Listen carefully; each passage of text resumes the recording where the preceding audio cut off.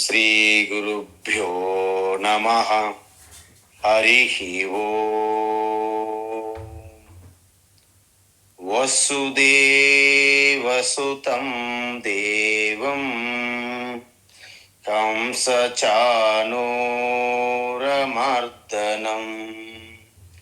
దేవకీ పరమానందం కృష్ణం వందే జగద్గురుం. తీర్త్వా మోహార్ణవం హత్వా రాగద్వేషాదిరాక్షసాన్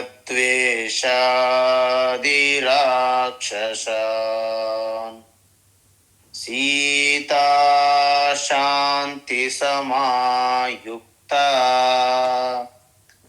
ఆత్మా రామో విరాజతే. ఆత్మా రామో విరాజతే. ఆత్మస్వరూప బంధుగణ, మనం ఇప్పుడు 15వ అధ్యాయం అంటే పురుషోత్తమ ప్రాప్తి యోగ అంటారు. ఈ పురుషోత్తమ ప్రాప్తి యోగ చిన్న అధ్యాయం అయినప్పటికీ చాలా ముఖ్యమైనటువంటి అధ్యాయం. ఎందుకంటే చాలా సుపరిచితం అందరికీ. ఈ అధ్యాయంలో ఒక శ్లోకం ఉందని చెప్పాను. మనం భోజనం భిక్ష చేసేటప్పుడు ఆ శ్లోకం ఖచ్చితంగా చదువుతారు. అంటే మన ఉదరములో నాభి దగ్గర ఉన్నటువంటి ఆ వైశ్వానర అగ్ని రెండోసారి మళ్ళీ వండుతుందంటారు. పచామి అంటారు భగవాన్. అందువలన 4 రకాలుగా ఏ విధంగా ఆహార పదార్థములను మళ్ళీ రెండోసారి వంట జరుగుతుంది లోపల ఆ జీర్ణం అవ్వడానికి, అది మనము చూద్దాం. 14వ శ్లోకంలో వస్తుంది అది. అయితే ఈ పురుషోత్తమ అంటే సగుణ ఈశ్వర రూపము కాదు. అంటే ఇక్కడ పురుషోత్తమ అంటే నిర్గుణ చైతన్యము. అది మనం 14వ అధ్యాయంలో చూసాం. ఏంటి? గుణాతీత స్వరూపమైనటువంటి సాక్షి స్వరూపం. అయితే ఈ అధ్యాయంలో ఇది తెలుసుకునే ముందు అసలు మనం ఎక్కడ ఉన్నాము, మనకున్న సమస్య ఏమిటి, ఈ సంసారం అంటే ఎలా ఉంటుంది, అసలు సంసారం అంటూ తెలిసినప్పుడే దాని నుండి బయటపడే మార్గం గురించి మనము వెతుకుతాం. అందువలన సంసారం యొక్క వర్ణన తరువాత ఉపాయము చెప్తారన్నమాట. అందువలన శ్రీ భగవాను వాచ ఊర్ధ్వమూలమధశాఖం. చెప్పం. శ్రీ భగవాను వాచ ఊర్ధ్వమూలమధశాఖం ఊర్ధ్వమూలమధశాఖం అశ్వత్థం ప్రాహురవ్యయం. అశ్వత్థం ప్రాహురవ్యయం. అశ్వత్థం ప్రాహురవ్యయం. ఛందాంసి యస్య పర్ణాని. ఛందాంసి యస్య పర్ణాని. ఛందాంసి యస్య పర్ణాని. యస్తం వేద స వేదవిత్. యస్తం వేద స వేదవిత్. యస్తం వేద స వేదవిత్. ఊర్ధ్వమూలమధశాఖం అశ్వత్థం ప్రాహురవ్యయం. ఊర్ధ్వమూలమధశాఖం అశ్వత్థం ప్రాహురవ్యయం. ఊర్ధ్వమూలమధశాఖం అశ్వత్థం ప్రాహురవ్యయం. ఛందాంసి యస్య పర్ణాని యస్తం వేద స వేదవిత్. ఛందాంసి యస్య పర్ణాని యస్తం వేద స వేదవిత్. ఛందాంసి యస్య పర్ణాని యస్తం వేద స వేదవిత్. ఉత్తమం. ఇప్పుడు సంసారం అస్వత్థం ప్రాహు. సంసారం అస్వత్థం ప్రాహు. సంసారం అనేది మనం చెప్పుకోవాలి, యాడ్ చేసుకోవాలి. ఏంటి? అస్వత్థం ప్రాహు అంటే అశ్వత్థ వృక్షం అంటే రావి చెట్టుతో పోలుస్తున్నారు భగవాన్. చిన్న రావి చెట్టు కాదు, పెద్ద రావి చెట్టు అనమాట, చాలా పెద్దది. దానితో పోలుస్తున్నారు సంసారాన్ని. అందువలన దాన్ని వర్ణిస్తున్నారు భగవాన్. ఎందుకు? అశ్వత్థ వృక్షం అంటే రావి చెట్టుకు ఉన్నటువంటి గుణాలు, లక్షణాలు మన సంసారంలో కూడా పోలి ఉన్నాయి. ఏంటవి? ఊర్ధ్వమూలం అంటే సాధారణంగా చెట్టుకు వేళ్ళు ఎక్కడుంటాయి? ఊర్ధ్వమూలం అన్నారు, అంటే పైకి. కానీ రావి చెట్టుకి ఏముంటాయి? భూమి లోపలికి ఉంటాయి వేళ్ళు. కానీ సంసార వృక్షానికి ఎలా ఉంటాయి? ఊర్ధ్వంగా ఉన్నదంటున్నారు. ఊర్ధ్వంగా ఉన్నదంటే అర్థం ఏంటంటే మనకి అదొక ఉత్కృష్టమైనటువంటి, మనకి దృశ్యం కానిది అదృశ్యంగా ఉన్నది. ఎందుకంటే ఈ జగత్తు అంతటికి సృష్టికర్త అయిన పరమాత్మ ఎక్కడున్నదో మనకి కనిపించదు. కాబట్టి ఈ పరమాత్మ జగత్తుకు తండ్రి కాబట్టి అందువలన శ్రేష్టమైనది, ఉన్నతమైనది ఊర్ధ్వంగా ఉన్నది అంటారు. అంటే ఎక్కడున్నదో అని మనకు అర్థం. అందుకే మనోళ్ళు ఏమన్నారు? ఎక్కడో వైకుంఠం అంటారు, ఎక్కడో కైలాసం అంటుంటారు. నిజానికి ఈ లోకము, ఈ ప్రాంతం ఊర్ధ్వంగా ఉందని అనలేము మనం. ఊర్ధ్వం అంటే ఎక్కడైనా మనం చెప్పలేము. అంటే ఏంటి? ఊర్ధ్వం అంటే మనం ఒకటి అర్థం చేసుకోవాలి.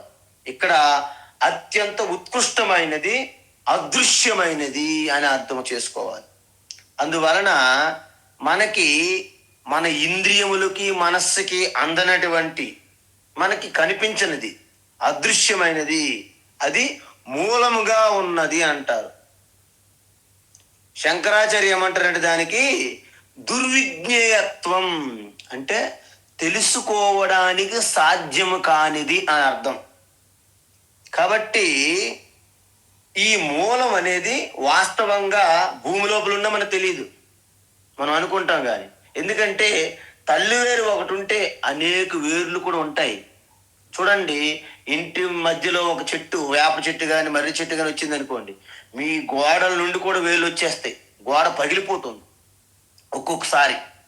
అందువలన ఈ వేలు ఏవైతున్నది మూలం ఈ చెట్టుకి, అశ్వత్థ వృక్షం యొక్క మూలము భూమి లోపల ఉండ కనిపించకపోయినా సంసారం యొక్క ఈ వృక్షం అనే సంసారంకి మూలము పరమాత్మ అవుతుంది చెప్పాం మనం.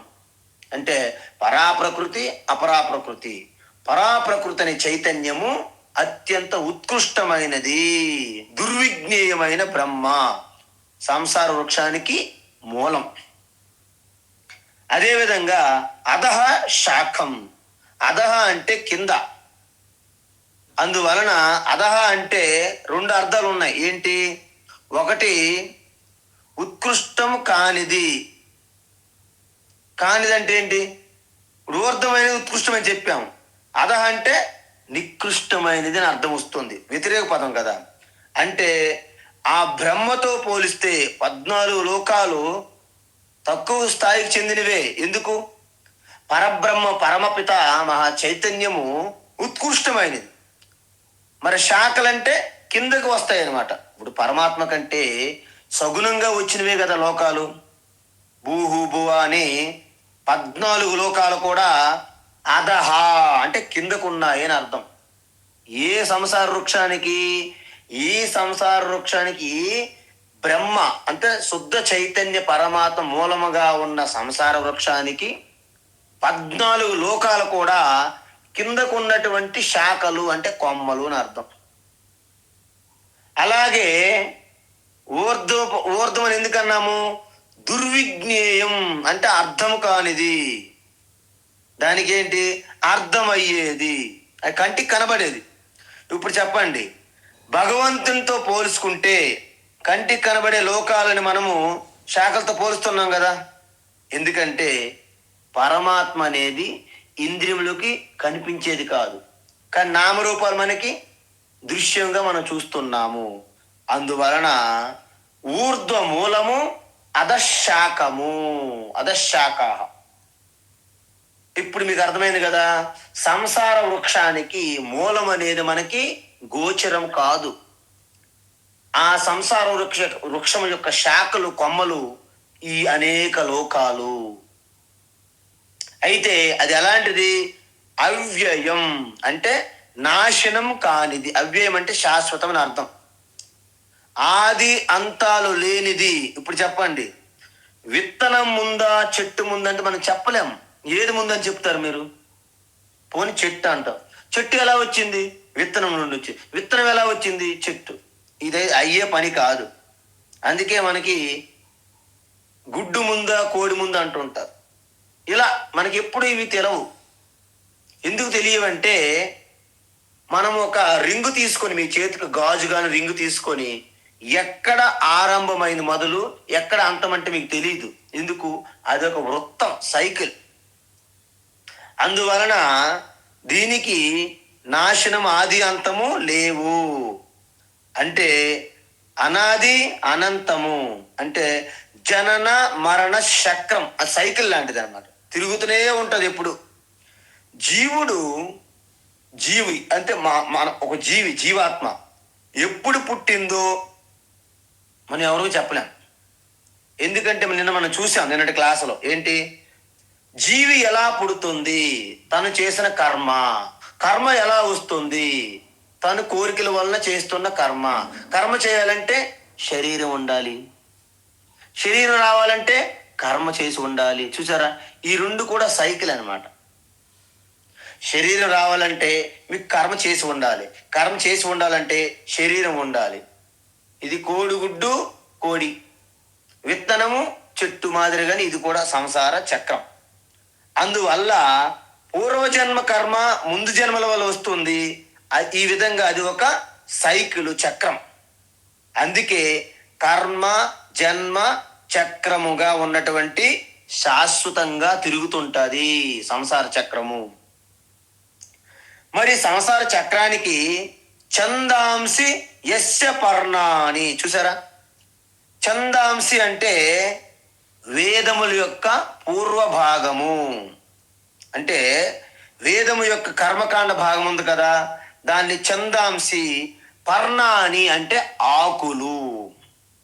చూడండి, సంసార వృక్షాన్ని పోషించేది వేరే ఏం కాదండి, మన వేదములు విధించినటువంటి యజ్ఞాలు, యాగాలు, కర్మలు, ఇవన్నీ పత్రములు. దేనికి?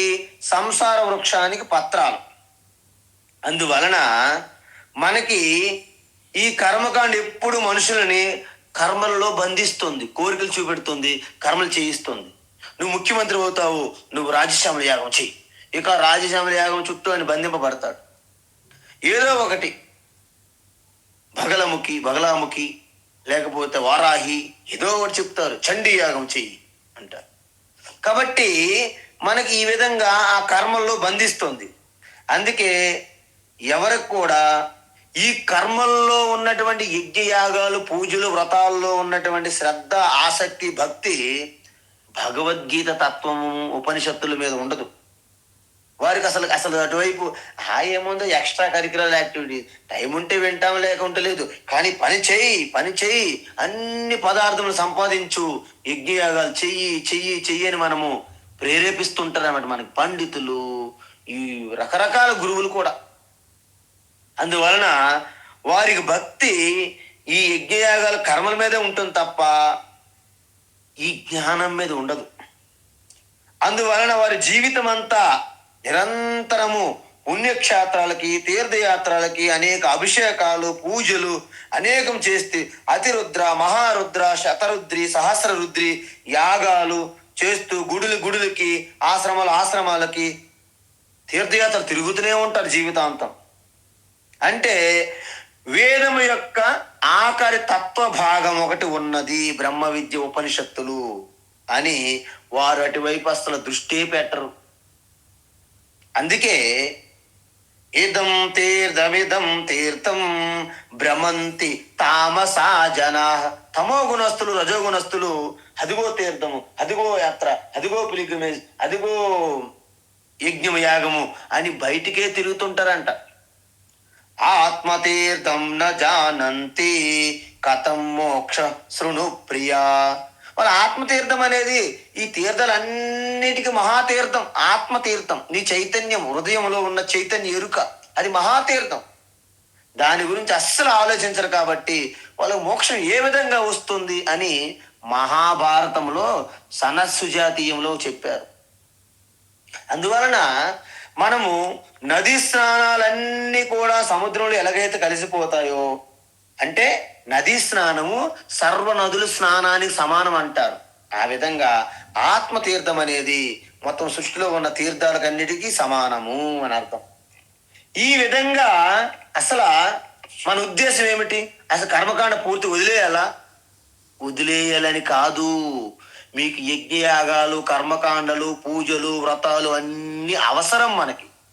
ఎందుకు అంటే మనము ఎటువంటి రిఫైన్డ్గా లేకుండా మనం అంత మాలిన్యాలతో అశుద్ధ అంతఃకరణంతో ఉన్నాం. కాబట్టి ఈ కర్మకాండ మనం ఎప్పుడైతే నిష్ఠతో చేస్తామో మనలో ఒక రకమైనటువంటి చిత్తశుద్ధి, చిత్త ఏకాగ్రత పొందుతాము. అవి పొందడానికి కర్మకాండ వేదములో ప్రవేశపెట్టారు. అందుకే వారు ఎప్పుడు బయటపడతారు? పరీక్షలోకాన్ కర్మచితాన్ బ్రాహ్మణ నిర్వేదమాయాత్. అంటే ఎప్పుడైతే ఆ కర్మకాండ చేసి మొత్తము ఈ సమాజాన్ని, ఈ ప్రపంచాన్ని పరీక్ష చేస్తే అప్పుడేమవుతుంది? వాళ్ళు ఒక నిర్వేదము, వైరాగ్యం వస్తుంది. అంటే వాళ్ళు ఒక వివేకము జనరేట్ అవుతుంది, వివేకం. అందువలన అప్పుడు ఈ దృశ్య ప్రపంచం మీద వారికి ఒక విరక్త భావం వస్తుంది. అందువలన ఎప్పుడైతే ఆ విరక్త భావం వస్తుందో వాళ్ళు ఇక దృశ్య ప్రపంచం మీద, ద్రవ్య పదార్థాల పైన ఆ దృష్టి విడిచిపెట్టి అంతర్ముఖులుగా అవుతారు. అంతర్ముఖులుగా అవుతారు అన్నమాట. అందువలన అప్పుడు పరీక్షలోకాన్ కర్మచితాన్ బ్రాహ్మణ ఏ విధంగా అయ్యారు అంటే కర్మకాండ చేయడం వలన దాని నుండి వచ్చినటువంటి ఫలితము క్షణికము, అది శాశ్వతం కాదని తెలిసింది.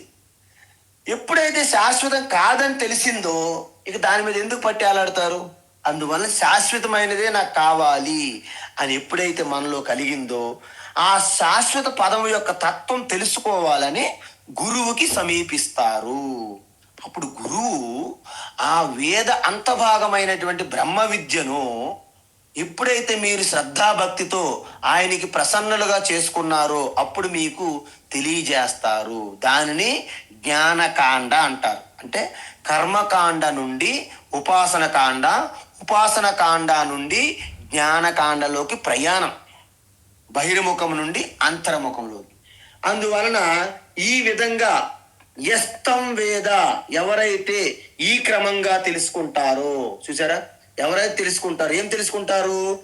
సంసార వృక్షం గురించి ఎవరైతే తెలుసుకుంటారో, అంటే ఆ వృక్షం యొక్క శాఖలు, ఆకులు, పండ్లు మొదలైన వాటి గురించి తెలుసుకోవడమే కాదు, ఈ సంసార వృక్షాన్ని మూలం కూడా పరమాత్మ అని తెలుసుకోవాలి. పరమాత్మ అంటే భగవాన్.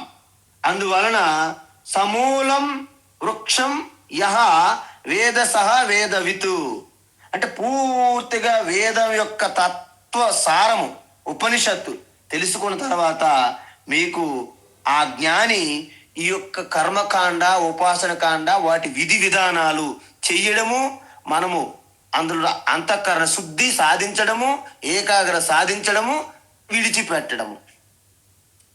ఎందుకంటే నాకు 7వ తరగతి చదువుతున్నప్పుడు మాకు మ్యాథమెటిక్స్ టీచర్ చాలా బాగుందని జీవితాంతం 7వ తరగతి ఉండలేం కదా మనం. విడిచిపెట్టాల్సిందే 7వ తరగతి క్లాస్ కూడా. అదే విధంగా ఇది కూడా, ఈ కర్మకాండ కూడా విడిచిపెడితేనే జ్ఞానకాండంలోకి మీరు వెళ్తారు. లేకపోతే అది పట్టుకుని ఉండి వేలాడితే మీకు జ్ఞానకాండంలోకి రాలేరు. అందువలన ఈ విధంగా ఈ సంసార వృక్ష గురించి చెప్తూ భగవాన్ ఇంకేమంటున్నారంటే, కొనసాగిస్తున్నారంటే ఇంకా ఈ సంసార వృక్షాన్ని. అధశ్చోర్ధ్వం ప్రసృతాస్తస్య శాఖాః. అధశ్చోర్ధ్వం ప్రసుతాస్తస్య శాఖాః. అధశ్చోర్ధ్వం ప్రసుతాస్తస్య శాఖాః. గుణ ప్రవృద్ధా విషయ ప్రవాళాః. గుణ ప్రవృద్ధా విషయ ప్రవాళాః. గుణ ప్రవృద్ధా విషయ ప్రవాళాః. అధశ్చ మూలాన్యనుసంతతాని. అధశ్చ మూలాన్యనుసంతతాని. అధశ్చ మూలాన్యనుసంతతాని. కర్మానుబంధీని మనుష్యలోకే. కర్మానుబంధీని మనుష్యలోకే. కర్మానుబంధీని మనుష్యలోకే. అధశ్చోర్ధ్వం ప్రసృతస్తస్య శాఖాః. గుణ ప్రవృద్ధా విషయ ప్రవాళాః. అధశ్చోర్ధ్వం ప్రసుతాస్తస్య శాఖాః. గుణ ప్రవృద్ధా విషయ ప్రవాళాః. అధశ్చోర్ధ్వం ప్రసుతాస్తస్య శాఖాః. గుణ ప్రవృద్ధా విషయ ప్రవాళాః. అధశ్చ మూలాన్యనుసంతతాని. కర్మానుబంధీని మనుష్యలోకే. అధశ్చ మూలాన్యనుసంతతాని. కర్మానుబంధీని మనుష్యలోకే. అధశ్చ మూలాన్యనుసంతతాని. కర్మానుబంధీని మనుష్యలోకే. ఈ సంసార వృక్షాన్ని ఇంకా వివరిస్తున్నారు భగవాన్ శ్రీకృష్ణ. ఏమంటున్నారంటే, ఇంతకుముందు శ్లోకంలో మనం ఏమన్నాము, ఈ సంసార వృక్షానికి అంతటికి మూలము పరమాత్మ పరబ్రహ్మ. శాఖలు ఏమని చెప్పాము, 14 లోకాలన్నీ ఈ కిందకు ఉన్నటువంటి శాఖలు ఆ సంసార వృక్షానికి. మరి ఆకులేంటి, వేదముల్లో చెప్పినటువంటి కర్మకాండ, యజ్ఞ యాగాల గురించి చెప్పినటువంటి కర్మకాండ ఈ సంసార వృక్షానికి ఆకులు, పర్ణ అని ఆకులుగా చెప్పారు. ఈ శ్లోకంలో ఏం చెప్తున్నారు, ఆ శాఖల గురించి మరింత వివరిస్తున్నారనమాట. అంటే 14 లోకాల శాఖలు అని చెప్పాం కదా, ఆ శాఖల గురించి ఫుల్ ఫ్లెడ్జ్డ్గా సవివరంగా చెప్తున్నారు ఇక్కడ. ఏంటి, తస్య శాఖాః ప్రసృతాః అంటే పెద్ద సంసార వృక్షం యొక్క కొమ్మలు మొత్తం సర్వత్ర వ్యాపించి ఉన్నాయంట. అంటే ఈ సంసార వృక్షం యొక్క శాఖలు ఒక్క దగ్గరే ఉన్నాయని లేదు, మొత్తం అన్ని దిశలు వ్యాపించి ఉన్నాయి. అధః చ ఊర్ధ్వం, కొన్ని శాఖలు అధః కిందకు వేలాడుతున్నాయి, కొన్ని శాఖలు పైకి కూడా ఉన్నాయి. అంటే అర్థం ఏంటి, పైకి కిందకి సైడ్లు అన్ని వైపు వ్యాపించి ఉన్నాయి. అంటే మరి ఈ 14 లోకాలు సంసార వృక్ష కొమ్మలు కదా. అంటే ఏంటి, భూలోక, భౌర్లోక, సువర్లోక, మహర్లోక, జనలోక, తపలోక, సత్యలోక, అతల వితల తలాతల మహాతల రసాతల పాతాలు అంటాం కదా. సో ఇవన్నీ కూడా కిందకి మీదకి సైడ్లుగా అన్నిగా వ్యాపించి ఉన్నాయి. అందువలన ఇప్పుడు మనం ఒకటి గమనించాలి, భూలోకం అంటే ఏంటి, మధ్యలోకము. మధ్య ఉన్న కొమ్మలన్నీ భూలోకాన్ని సూచిస్తాయి. పైన ఉన్న కొమ్మలు ఊర్ధ్వలోకాలు, కిందకు ఉన్న కొమ్మలు అధోలోకాలు అంటారు. అంతేకాదు ప్రతి లోకములోనూ జీవులకి ఆ లోకాలకు తగ్గ శరీరాలు ఉండాలి. ఎందుకంటే మన శరీరంలాగే అన్ని జీవుల శరీరాలు ఉంటాయని కాదు. స్వర్గములో దేవతల శరీరములు వేరు, మన శరీరం వేరు. అందువలన ఒకవేళ దేవతలు ఇంద్ర శరీరము, సూర్య శరీరము, వరుణ శరీరము, అగ్ని శరీరం ఉందనుకోండి, ఆ శరీరాలే తేడా, మన శరీరాలు తేడా, కానీ లోపల ఆ జీవాత్మ మన జీవాత్మ ఒక్కటే. అంటే అర్థం ఏంటి? గంధర్వ శరీరం కానీ, దేవ శరీరం కానీ, పితృ శరీరం కానీ, ఇవన్నీ శరీరాల్లోనే తేడా ఉంటాయి. అంటే ఉత్తమ లోకాలకు చెందిన శరీరాలు ఉత్తమ శరీరాలు, భూలోకములో ఉన్నటువంటి శరీరాలు మధ్యమ శరీరాలు, అధోలోకానికి చెందిన పాతాళ లోకాలు అధమ శరీరాలు అంటారు. మూడు ముఖ్యం. అయితే జీవుడు అంటే ఎవరు? శరీరం కాదని మొదటి నుంచి చెప్తూనే ఉన్నాం. మొదటి అధ్యాయం, రెండో అధ్యాయం నుండి చెప్తున్నాం. జీవాత్మ అనేది శరీరం కాదు. మరి జీవం అంటే ఎవరు? శరీరములో ఉన్నటువంటి శరీరాన్ని కంట్రోల్ చేస్తున్న ఆ చైతన్యమే. కాబట్టి ఇక్కడ సూక్ష్మ శరీరము, శుద్ధ చైతన్యం యొక్క ప్రతిబింబము కలిపితే జీవుడు అయ్యారు. ఇప్పుడు మీకు ఎవరైనా అడిగితే జీవాత్మ అంటే ఏమంటారు అంటే, నా యొక్క ఇంద్రియములు, మనస్సు, బుద్ధి, ఈ పంచ ప్రాణాలన్నీ ఒక సూక్ష్మ శరీరం అంటారు. దానికి స్థూల శరీరం అయితే సూక్ష్మ శరీరం అనేది సాఫ్ట్వేర్ లాంటిది.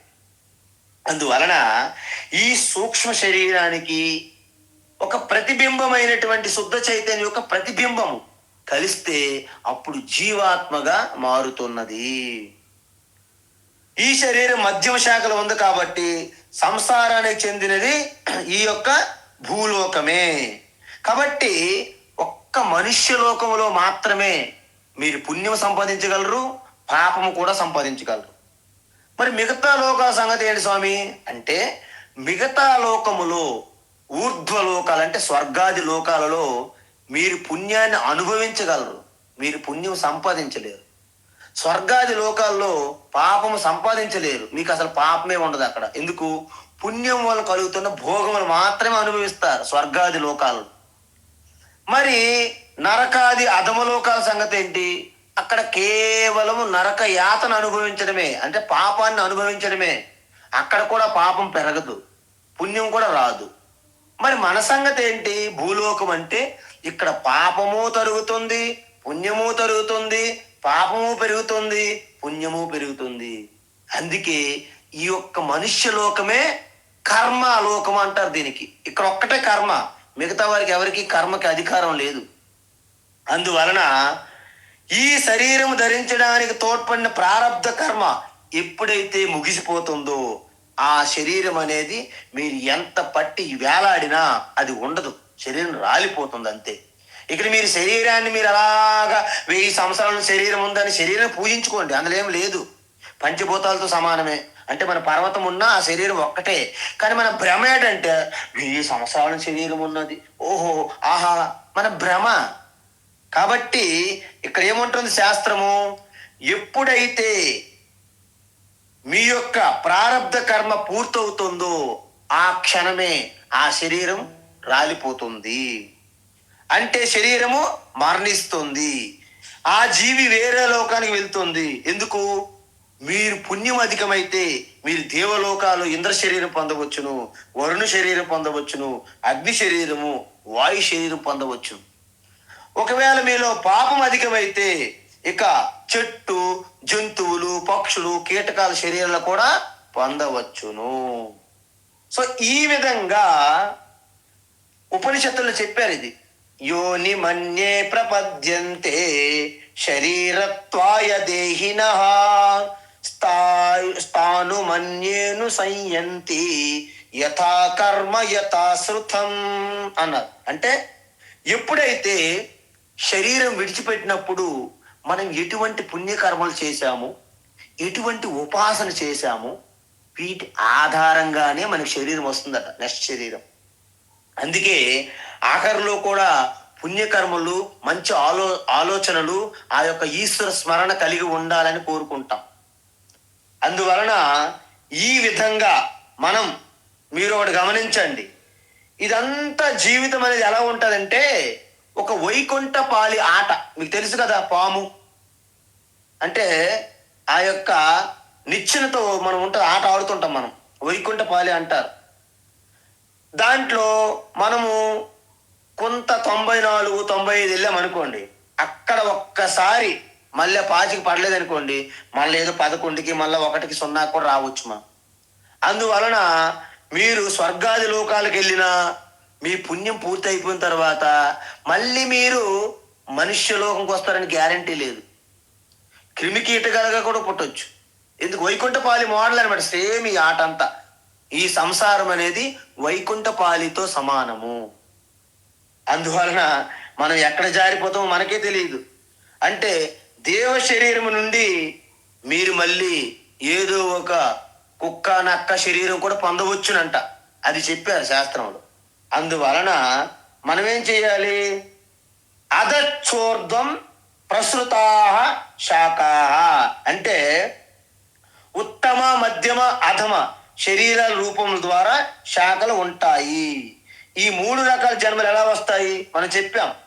దేవ శరీరము, మనుష్య శరీరము లేదా జంతువులు, వృక్ష శరీరాలు ఎలా వస్తాయి అంటే గుణ ప్రవృద్ధా. మనం ఇంతకుముందు 14వ అధ్యాయాన్ని చూసాం. తమో గుణము, రజోగుణము, సత్వగుణాలు. ఈ 3 గుణాలు ఏది బాగా వృద్ధిలో ఉన్నప్పుడు మనం శరీరం విడిచిపెడతామో ఆ విధంగా సత్వగుణం వృద్ధిలో ఉన్నప్పుడు ఊర్ధ్వగతి పొందుతారని చెప్పాము. రజోగుణం ఎక్కువగా ఉండేటప్పుడు భూలోకములు పుడతారని చెప్పాము. తమోగుణం అధికంగా ఉన్నప్పుడు శరీరం విడిచిపెడితే అధోలోకాల్లో పుడతారని కూడా చెప్పాం 14వ అధ్యాయం. సో ఇక్కడ కూడా మన యొక్క ఈ జన్మలని డిసైడ్ చేసేది గుణ ప్రవృద్ధ. ఈ గుణాలే మనకి పైకి కిందకి తీసుకుని వెళ్తున్నాయి. అందుకే మనకు వచ్చినటువంటి ఉత్తమ జన్మ, మానవ జన్మ దుర్వినియోగం చేసుకోకూడదు. ఎందుకు? విషయ ప్రవాళాహ. విషయం అంటే ఏంటి? మన ఇంద్రియ విషయాలండి. శబ్దము, స్పర్శ, రూప, రస, గంధము, వాసన ఉన్నాయి కదా. ఇవన్నీ కూడా ఆ చెట్టు కొమ్మలు చిగుళ్ళు ఉంటాయి చూడండి, చిగుళ్ళు. ఆ చిగుళ్ళు ఈ విషయ వస్తువులతో పోల్చారు. అందువలన మనకి ఆ విషయాన్ని చూసినట్టే మనకేం కలుగుతుంది? కోరిక కలుగుతుంది. ధ్యాయతో విషయాన్ పుంసః సంగస్తే సూపజాయతే సంగా సంజాయతే కామః కామాత్ క్రోధోభిజాయతే చెప్పారు మనకి. అంటే మనకి అందుకే పదే పదే పదే అడ్వర్టైజ్మెంట్లు చెప్పింది వచ్చి మనకు చిరాకు అనిపిస్తుంది. కానీ అది డబ్బులు పెట్టి మరి అడ్వర్టైజ్మెంట్లు చేస్తున్నాడు. ఎందుకు? అలాగా చూస్తే ఒక్కసారైనా మన దృష్టి పడిపోతుందా? పడిన వెంటనే ఏంటి?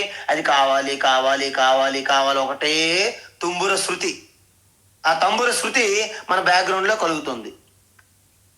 ఆ విధంగా అది కొనాలి అంటే డబ్బు సంపాదించాలి, కర్మ చేయాలి. కర్మ చేయని తర్వాత పుణ్యపాపాలు తర్వాత మళ్ళీ సుఖ దుఃఖాలు, అవి అనిపించిన తర్వాత మళ్ళీ జన్మ. సో ఇదంతా సైకిల్లో పడిపోతాం, మనం తప్పించుకోలేం.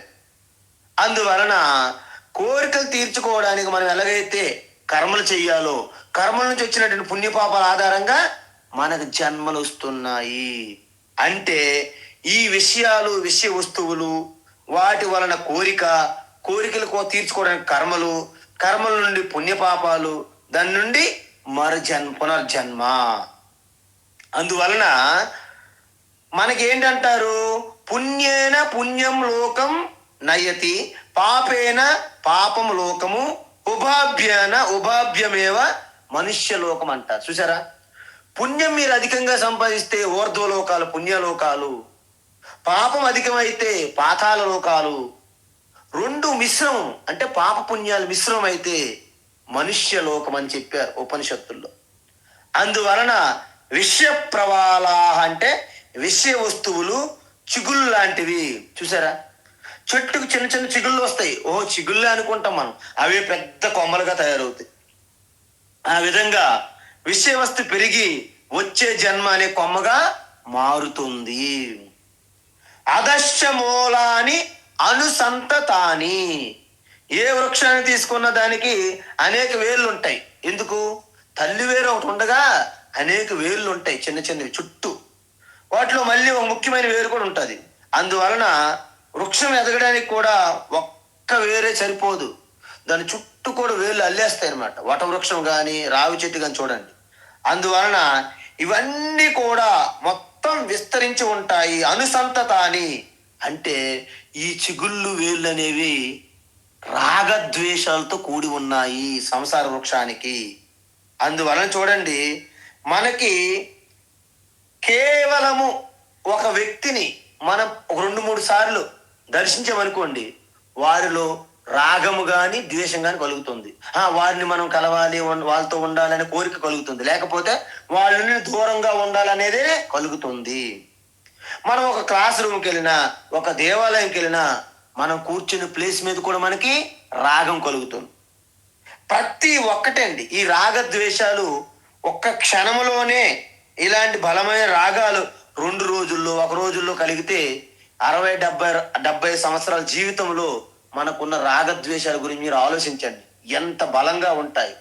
కాబట్టి ఈ విధమైనటువంటి చిగుళ్ళు వలె రాగద్వేషాలు మనకి బంధిస్తున్నాయి. ఎలాగా? కర్మానుబంధీని. చూసారా? అనుబంధం అంటే రాగద్వేషాల యొక్క వాసన యొక్క పరిణామం. ఎలా? ఎటువంటి కర్మలు చేస్తారు అంటే ప్రకృతి రూప కర్మలు. అంటే కొంతమంది ప్రవృత్తేనా లేకపోతే నివృత్తేనా, ఈ 2 విషయాలైనటువంటి కర్మలు మనము చేస్తాము. అంటే కర్మల ద్వారా మనల్ని బంధిస్తుంది. చెప్పాం మనము, సత్వగుణము జ్ఞాన తృష్ణ రూపంగా బంధిస్తుంది, రజోగుణము కర్మ రూపంగా బంధిస్తుంది, తమో గుణము మోహము భ్రమ రూపంగా బంధిస్తుంది చెప్పాం 14వ అధ్యాయం. సో ఆ విధంగా కర్మ అనుబంధిని మిమ్మల్ని పూర్తిగా ఆ యొక్క కర్మ చక్రంలోనే బంధిస్తుంది. ఎక్కడ? మనుష్యలోకే. భగవాన్ ఎందుకు మనుష్యలోకి అన్నారు అంటే, ఈ యొక్క మనిషి జన్మలో మాత్రమే ప్రవృత్తి నివృత్తి రూప కర్మలు మనకి వృద్ధి చెందుతాయి. దేవతలకు కర్మలు లేవు. అసురులు, రాక్షసులు, అనేక పాప జీవిత జన్మలు పొందినటువంటి ఆ పక్షులకి, జంతువులకి, వృక్షాలకు కర్మలు లేవు. కేవలము మనుష్యులకు మాత్రమే వేదోక్త కర్మలు అనేవి మనకి అన్వయించబడతాయి కర్తవ్య కర్మలుగా. మిగతా ఏ లోకాల్లో ఉన్నటువంటి ఆ జీవులకు కూడా కర్మలు లేవు. కాబట్టి మనుష్యలోకే, ఈ మనుష్యలోకం అనేది ఈ కర్మబంధంలో ఉంటారు. అందువలన మనుష్య జన్మనే కర్మ జన్మ అంటారు. కాబట్టి కర్మానుబంధిని మనుష్యలోకి అన్నారు ఇక్కడ. కాబట్టి మానవ జన్మ అనేది మాత్రమే కర్మకి అధికారము, మిగతా జన్మలేవి కర్మకి అధికారం లేదు. అంటే మనిషి జన్మ ఎంత గొప్పదో చూడండి. ఈ మనిషి జన్మ ఒక్కటే రిమోట్ అనమాట. ఇక్కడ నుంచి మీరు పుణ్యం చేసుకుంటే ఉత్తమ గతికి వెళ్తారు, పాపం చేస్తే అధోగతికి వెళ్తారు. కాబట్టి అన్ని లోకాల్లో ఉన్న జీవులని, వాటి శరీరాలను నిర్ణయించేది ఎవరు? మనుష్య లోకములో ఉన్న జీవులు. అందువలన ఈ మనిషి జన్మ అనేది దుర్లభం అని అంటారు. అందుకే జంతువునా నరజన్మ దుర్లభం, అందువలన మానవ జన్మ దుర్లభము. కాబట్టి ఈ సంసారాన్ని ఇంకా 3వ శ్లోకములో ఒక సగభాగం వరకు వివరించి తరువాత దాని నుండి బయటపడే మార్గాన్ని కూడా భగవాన్ శ్రీకృష్ణ చెబుతున్నారు. అది ఒకసారి చూద్దాం. ఏంటది అంటే, నరూపమస్యేహ తథోపలభ్యతే, నరూపమస్యేహ తథోపలభ్యతే, నరూపమస్యేహ తథోపలభ్యతే, నాంతో న చాదిర్న చ సంప్రతిష్ఠా, నాంతో న చాదిర్న చ సంప్రతిష్ఠా, నాంతో న చాదిర్న చ సంప్రతిష్ఠా, అశ్వత్థమేనం సువిరూఢమూలం, అశ్వత్థమేనం సువిరూఢమూలం, అశ్వత్థమేనం సువిరూఢమూలం, అసంగ శస్త్రేణ దృఢేన చిత్వా, అసంగ శస్త్రేణ దృఢేన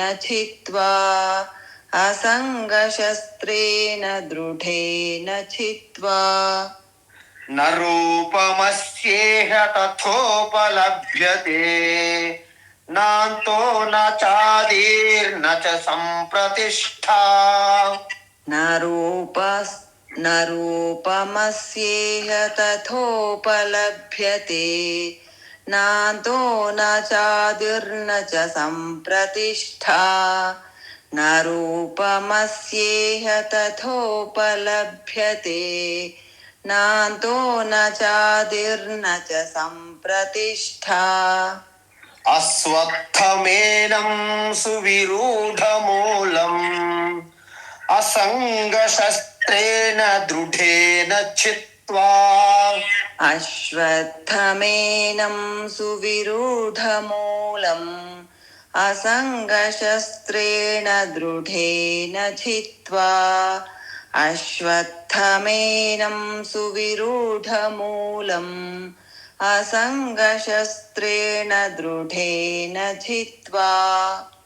ఆ, ఇప్పుడు ఈ శ్లోకములో మొదటి భాగముతో సంసార వర్ణనం పూర్తి చేస్తారు. తరువాత రెండవ భాగము నుండి దానికి పరిష్కార మార్గాన్ని చూపెడుతుంది. ఎందుకంటే సంసారం గురించి పెద్దగా మనం పొగిడి వివరించిన తర్వాత వదిలేయకూడదు. అప్పుడు మనం ఏమవుతాము అంటే పద్మ వ్యూహములో చిక్కుకున్న అభిమానుడి వలె అయిపోతాం. లోపలికి వెళ్ళడమే తప్ప బయటికి రాలేం. కాబట్టి ఈ సంసారం యొక్క కష్టము, దాని విస్తారము, దాని నుండి బయటపడడం ఎలాంటి కష్టమో అయినప్పటికీ మనం ఏ విధంగా బయటపడతామనేది ఉపాయము చెబుతారు తర్వాత. అయితే ఇక్కడ మరికొద్దిగా మిగిలి ఉన్నది కాబట్టి దాని గురించి కూడా చెప్పేస్తున్నా. ఏంటది అంటే ఇక్కడ భగవాన్ ఏమంటున్నారంటే ఒక టెక్నికల్గా చెప్తున్నారు. ఎలాగా ఈ సంసారం యొక్క లోతులు కొలవడానికి మీరు ఎంత ప్రయత్నిస్తే అంత కన్ఫ్యూజన్లోకి వెళ్ళిపోతారు అంటున్నారు. అందుకే చూడండి, ఈ ప్రపంచం ఎప్పుడు వచ్చింది, జీవులు ఎప్పుడు పుట్టారు, జగత్తు ఎప్పుడు అంతమవుతుంది. వీళ్ళు ఏదో కళ్ళు తాగిన వాళ్ళలాగా చాలా మంది యుగాంతం అయిపోతుంది, 2012లో యుగాంతం అవుతుంది అన్నారు ఒకడు. యుగాంతం అయిపోతుంది అంటే ఇంకెలాగా యుగాంతం అయిపోతుంది. అయితే ఏం చేయాలి, మీ డబ్బులు, మీ ఆస్తులు, మీ ఇళ్ళన్నీ కూడా చర్చికి రాసేయండి అన్నాడు ఆయన. చర్చి ఉంటుందా మరి యుగాంతం అయిపోతే? అంటే ప్రజలు ఆలోచించరు అనమాట. అవి వెంటనే అడగాలి, నీకేం బుర్రా బుద్ధి ఉందా, యుగాంతం అయితే ఇంక చర్చికి ఎందుకు రాయాలి అని అడగాలి కదా.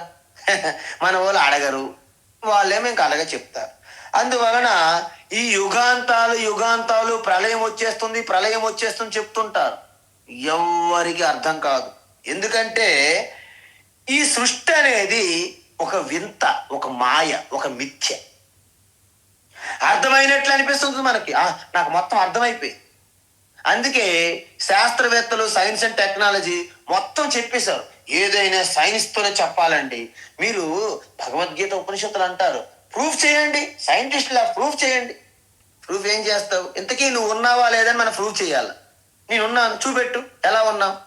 మనం అడగండి, మీరు ఎవరికైనా అలాగా అధికమైనటువంటి తర్కం మీతో మాట్లాడినప్పుడు మీరు వాళ్ళకి ఏమని అడుగుతారంటే సావధానంగా వినండి.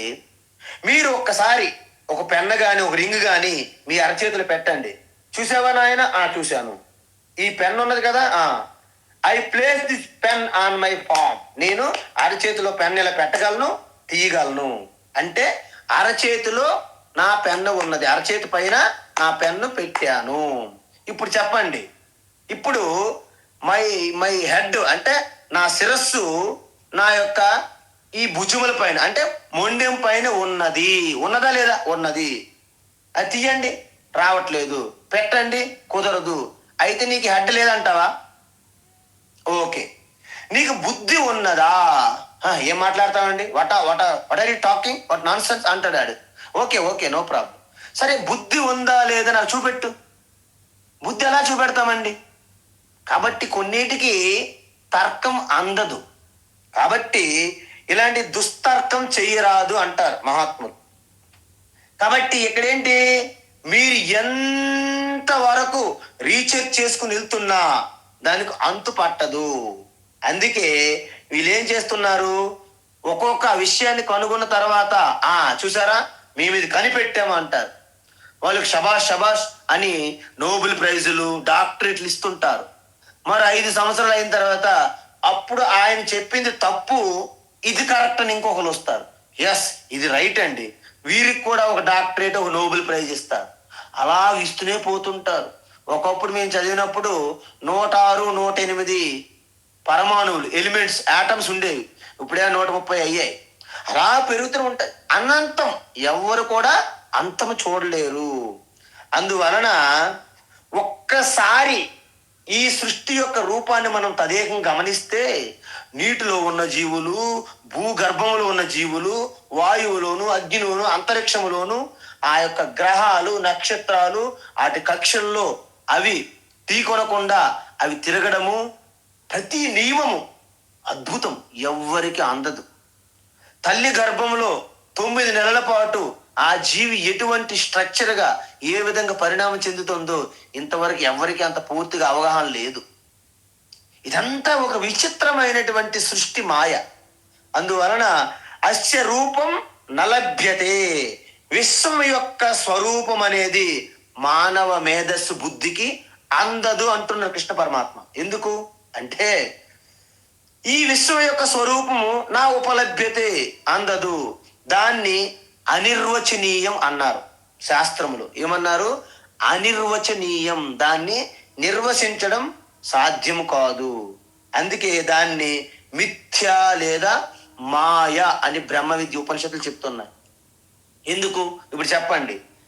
ఇప్పుడు మనము సాయంత్రం పూట సంధ్యా సమయంలో, సాయం సంధ్యలో వెళ్తుంటే అక్కడ ఒక పాము కనిపించింది. వెంటనే కింద పడి మనం వెనక్కి పరిగెత్తుకుంటూ వచ్చాం చెమటలు పట్టి.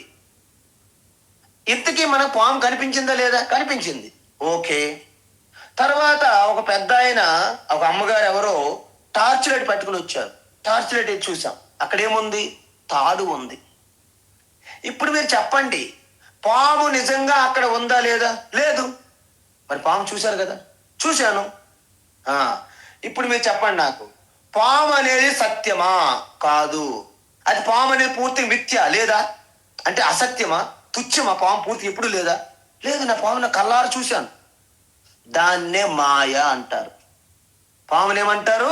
మాయ. అంటే సత్యము కాదు, అసత్యము కాదు, రెండిటికి మధ్యలో ఉన్నది. మీకు అర్థమవుతుందా? ఆభరణం తీసుకోండి. ఆభరణం చూస్తున్నాము, చెవులు పెట్టుకున్న కర్ణాభరణం అంటారు. ఇంతకీ ఆభరణం ఉన్నదా? కరిగిస్తే ఏమైంది? బంగారం. అంతకుముందు కూడా బంగారమే, మధ్యలో మీరు ఆభరణం అన్నారు. ఇంతకీ ఆభరణం ఉన్నదా లేదా?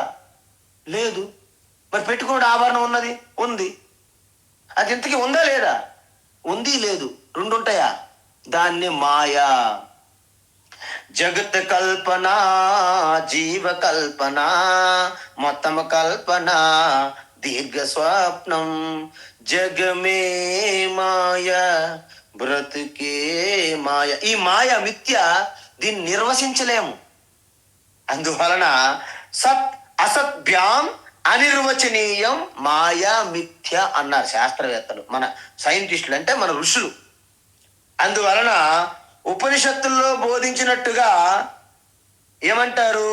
వీలైనంత వరకు తేలిగ్గా సృష్టి గురించి చిన్న విశ్లేషణ చేస్తారు. ఎందుకు? మీరు చెప్పండి.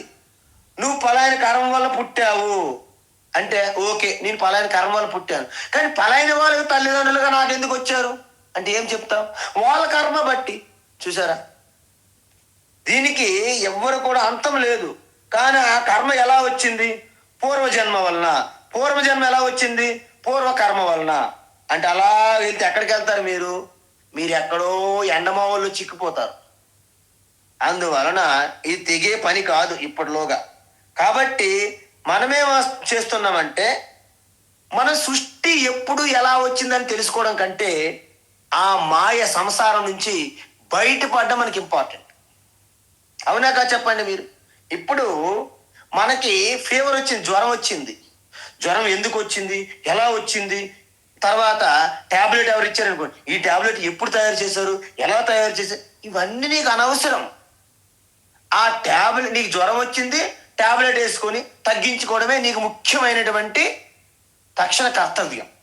కాబట్టి ఈ విధంగా ఈ సృష్టి గురించి అలాగా జీవితాంతం సమయం వ్యర్థం చేసుకుంటే నీకెప్పటికీ బయటపడే మార్గం లేదు. ఈ సృష్టి ప్రక్రియ మన కాలంతో చూస్తారు మనం. యాక్చువల్గా సృష్టి ఎప్పుడు జరిగిందో మీరు అడిగితే ఏమడుగుతారు? సృష్టి పలైన సమయంలో ప్రారంభమైంది. ప్రారంభమైందంటే స్టార్ట్ అయింది, ఆరంభం అంటే అంతకుముందు కాలం ఉండాలా వద్దా? ఉండాలి. అందుకే కాలం అనేది కూడా పలైనప్పుడు ప్రారంభమైందని చెప్పలేం. ఎప్పుడు స్టార్ట్ అయింది? మొట్టమొదటి టైము ఎప్పుడు స్టార్ట్ అయింది? అందుకే తెలివిగా సెకండ్స్తో స్టార్ట్ చేశారు. మరి ఫస్ట్ ఏంటి? ఫస్ట్ ఉండదు, సెకండే. కాబట్టి ఈ యొక్క కాలము దేశము రెండు కూడా అంతర్లీనంగా ముడిపడి ఉంటాయి. అందువలన మీరు ఈ టైం అనేది మీరు అలాగా చెప్పుకుంటూ పోతే మనం ఎప్పుడు కూడా మొదటి సమయం తెలియకుండా రెండో సమయం చెప్పలేం మనం. అందుకే క్లాసు ఎంత సమయం అయిందంటే ఏమంటాము? ఎంత సమయం అంటే ఎప్పుడు స్టార్ట్ అయింది అంటే 6:05 స్టార్ట్ అయితే 7 గంటలకు అంతమవుతుంది. అంటే మనం అంతమైన సమయం చెప్పాలంటే ఆరంభ సమయం తెలియాలి మనకు. మరి ఆరంభ సమయం ఎక్కడ తెలుస్తుంది? మరి దానికంటే ఇంకా ముందు ఆరంభ సమయం కావాలి. అందువలన ఇది కోడి ముందా కోడి గుడ్డు ముందా అన్నట్టు ఎప్పటికీ తెలియదు. కొబ్బరికాయ ముందా కొబ్బరి చెట్టు ముందా అంటే ఎవరికి అర్థం కానట్లుగా ఈ యొక్క సృష్టి ప్రక్రియని పూర్తిగా ఎవరు చెప్పలేరు. అందుకే వాళ్ళు బిగ్ బ్యాంగ్, బ్లాక్ హోలు రకరకాల అలా చెప్పుకుంటూ కాలయాపన చేస్తున్నారు తప్ప ఎవరికి అర్థం అంతు చిక్కదు.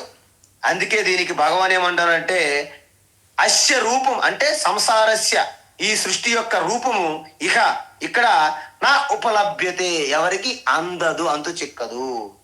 నా దాని యొక్క అంతం కూడా తెలియదు. ఎందుకు? దేని యొక్క అంతం తెలియాలంటే దాని యొక్క ఆది తెలియాలి. ఆది తెలియాలంటే అంతం తెలియాలి. ఆది లేదు, అంతము లేదు. అందుకే దీన్ని అనాది రూపం అంటారు. అందువలన ఇది ఎప్పుడు పుట్టింది, ఎప్పుడు అంతమవుతుంది అనే ప్రశ్న వ్యర్థం, సమయం. దీని నుండి మనం ఎలా బయటపడాలి? ఇంకొకటి ఏమన్నారంటే నచ సంప్రతిష్ట అంటే దీనికి స్థాయి కూడా లేదు. అంటే ఆది లేదు, అంతం లేదు. అంటే మధ్య భాగం ఉందా? మధ్యం కూడా లేదు. అంటే సంప్రతిష్ట అంటే ఆధారం ఇంకొక దగ్గర అర్థం. కానీ ఇక్కడ ఏం చెప్తున్నారు భగవాను? ఆది అంతం మధ్యం కూడా ఈ సంసారానికి, ఈ సృష్టికి లేదు. సో ఇప్పటి వరకు సంసారం అనే భయంకరమైన స్వరూపం తెలియజేశారు భగవాన్. ఇప్పటి నుండి మీకు చాలా ముఖ్యమైనటువంటి జ్ఞానబోధ ఏంటంటే ఈ సంసారం నుండి మనం ఎలా బయటపడాలి. చక్రంలో చిక్కుకున్నాం మనం, తెలుసో తెలియకో. మీరు రంగుల రాట్నంలో చిక్కుకున్నారు. వాడు ఏం చేశాడు? టికెట్ తీసుకొని మీకు అందులో కూర్చోబెట్టాడు. మీరు తిరుగుతున్నారు తల కిందల, ఆయనేమో మధ్యలో ఒక చుట్ట తాగడానికి బయటికి వెళ్ళిపోయి, చుట్ట కాబట్టి సిగరెట్. ఈలోగా కరెంట్ పవర్ పోయింది. మీరు తల కిందకి, మీరు పైకి ఉన్నారు. అలాగ ఉన్నది మన పరిస్థితి సంసార చక్రంలో. కాబట్టి మనం అది ఎలా ఉందనే ప్రశ్న పక్కన పెట్టి మేము ఎలా బయటపడాలి దాని మీద మీకు శ్రద్ధ ఉందా? అయితే రేపటి నుండి ఆ ఉపాయం చెప్పాలనుకుంటున్నారు భగవాన్ శ్రీకృష్ణ. హరి ఓం తత్సత్. సర్వం శ్రీకృష్ణార్పణమస్తు.